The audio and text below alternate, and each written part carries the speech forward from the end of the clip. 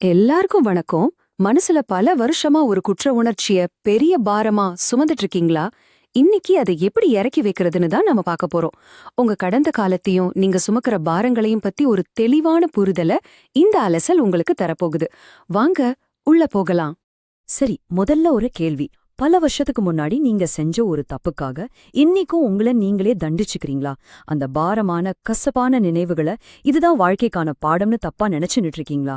நிறைய நேரம் கடந்த கால வலிகளை சுமக்கிறதே ஒரு பலம்னு நம்ம நினைக்கிறோம். ஆனா நிஜத்துல அது அப்படி இல்லைங்க. இத ஒரு கதை மூலமா புரிஞ்சுக்கலாம். ஆர்தர்னு ஒரு அன்பான தோட்டக்காரர் இருந்தார். அவர் தன்னோட வீட்டு முற்றத்துல ரொம்பவே மென்மையான அழகான ஒரு பிங்க் நிற செரி மரக்கன்று ஆசையா நட்டு வச்சார். அது நல்லா உசரமா அழகா வளரணும்னு தன்னோட முழு அன்பையும் கொட்டி அதை வளர்த்துட்டு வந்தார். ஆனா அந்த பள்ளத்தாக்குல வீசுற காத்து ரொம்பவே ஆபத்தானது. திடீர்னு சீறிப்பாயும் அந்த கடுமையான காத்துல இந்த சின்னஞ்சிறு மரம் சாஞ்சு அழிஞ்சிடுமோன்னு ஆர்த்தருக்கு ரொம்ப பயம். ரொம்ப நேசிக்கிற ஒரு விஷயம் அழிஞ்சிடுமோன்னு வர்ற ஒரு இயல்பான பயம்தான் அது. அதனால அந்த மரத்தை பாதுகாக்கிறதுக்காக அதோட சின்ன தண்ட சுத்தி ஒரு தடிமனான கயிறை கட்டி பக்கத்துல இருந்த ஒரு மரக்கம்பத்தோட இறுக்கமா இணைச்சார். இது முழுக்க முழுக்க அந்த மரம் பத்திரமா இருக்கணுங்கிற ஒரு தூய்மையான அன்பாலையும் நல்ல நோக்கத்தாலையும் மட்டும்தான் அவர் செஞ்சார். இப்போ கொஞ்சம் யோசிச்சு பாருங்களேன். ஒரு தப்புல இருந்து உங்களை பாதுகாத்துக்க நீங்க எப்போதாவது ஒரு கடுமையான விதிய உங்களுக்கு நீங்களே போட்டிருக்கீங்களா? இது எப்படின்னா, கை உடைஞ்சப்போ போடுற மாவுக்கட்டு மாதிரி தான். ஆரம்பத்துல அது தேவை. ஆனா அதே மாவுக்கட்டை 10 வருஷமா கழட்டாம அப்படியே விட்டா அது உங்க கையே முடக்கிடும் இல்லையா? அது மாதிரி தான் இதுவும். கதைக்கு வருவோம். 10 வருஷம் ஓடிருச்சு. ஆர்த்தருக்கு வயசாகி மறதியும் வந்துடுச்சு. அந்த மரம் கொஞ்சம் கொஞ்சமா விரிவடைந்து வளர ஆரம்பிச்சப்போ அவர் கட்டின அந்த கயிறு அப்படியே தான் இருந்தது. அது அந்த மரத்தை ரொம்ப இறுக்கி அதோட வளர்ச்சிய மூச்சு திணற வச்சு அதோட உடம்புல ஒரு ஆழமான அசிங்கமான தழும்ப உருவாக்கிடுச்சு. கடைசியா ஒரு நாள் அந்த மரத்துக்கு ஏற்பட்டிருக்க பாதிப்ப ஆர்த்தர் கவனிச்சப்போ அவர் அப்படியே முழங்கால்ல விழுந்து கதறி அழுதார். உன்னை காப்பாத்தணும்னு தான் நினைச்சேன், ஆனா உனக்கு வலிய மட்டும்தான் கொடுத்திருக்கேன்னு அவர் ரொம்பவே நொறுங்கி போனார். அன்பால செஞ்ச ஒரு விஷயம் இப்படி ஒரு காயத்தை ஏற்படுத்திடுச்சேங்கிற குற்ற உணர்வு அவரை வாட்டி வதைச்சது. இங்கே ஒரு சோகமான முரண்பாட்டை நீங்க கவனிக்கணும். அந்த மரத்தை காப்பாத்தணும்னு கட்டப்பட்ட அதே கயிறு தான் கடைசியில அதோட முழு திறனையும் கழுத்து நெரிச்சு கொண்டுட்டு இருந்தது. நம்மள பாதுகாத்துக்கு நாம மனசுக்குள்ள உருவாக்குற பல தடங்களும் இப்படிதான் நமக்கு எதிராவே வேலை செய்யுது. அப்போ அந்த வழியா ஒரு மூத்த தாவரவியலாளர் இத கவனிச்சார். உடனே அவர் அந்த கனமான கயிறை அறுத்தி எறிஞ்சார்.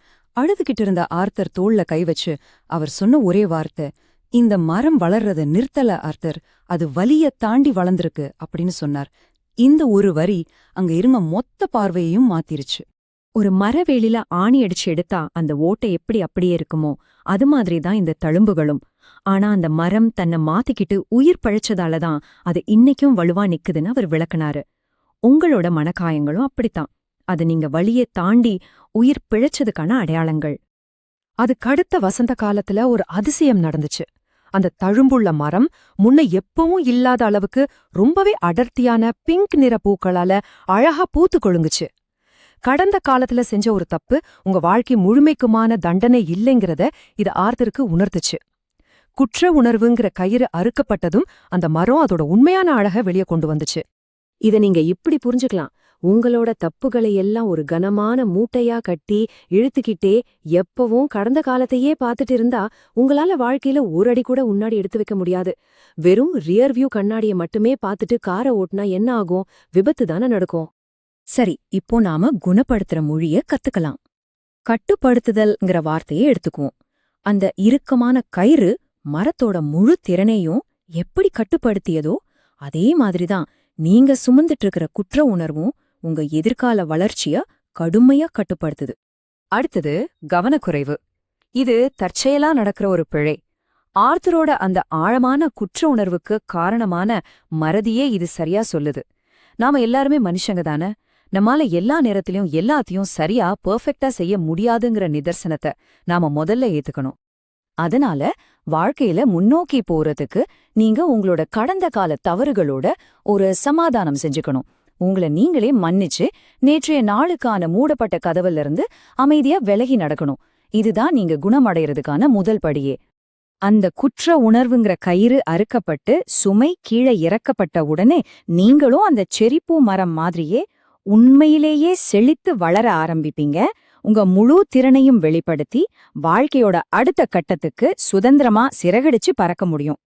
உங்களின் தினசரி சுய மன்னிப்பு நாட்குறிப்புரை. உங்க கடந்த கால வருத்தங்களை எப்படி சமாளிக்கிறதுன்னு இந்த 3 படிகள் வழியா உங்க தினசரி நாட்குறிப்புல எழுதுங்க. முதல் படி, உங்களோட கடந்த கால செயலுக்கு பின்னாடி இருந்த அந்த நல்ல நோக்கத்தை, அதாவது பாதுகாக்கிற எண்ணத்தை ஏத்துக்கோங்க. 2வது, அந்த தழும்ப நீங்க உயிர் பிழைச்சதுக்கான அடையாளமா பாருங்க. 3வது, அந்த குற்ற உணர்ச்சி கயிற்று அறுத்துட்டு நிகழ்காலத்துக்குள்ள வாங்க. இத தினமும் பயிற்சி செய்யறது உங்க பழைய காயங்களை ஒரு பாசிட்டிவான பாடமா மாத்தும். இப்போ உங்க மனசுக்குள்ள முதல் நாட்குறிப்பை எழுத ஒரு நிமிஷம் எடுத்துக்கோங்க. நீங்க முழுமையா குணமடைந்து செழிக்கணும்னா இப்போ உங்க இதயத்தை நெரிச்சுக்கிட்டு இருக்கிற அந்த பழைய குற்ற உணர்வு கயிறு எது? அந்த பிணைப்புகளை இன்னிக்கே அறுத்தெறிய நீங்க தயாரா? நேற்றைய சுமையை இறக்கி வைப்போம். இன்றைய நாளை புதிதாக தொடங்குவோம். என்ன, சரியா?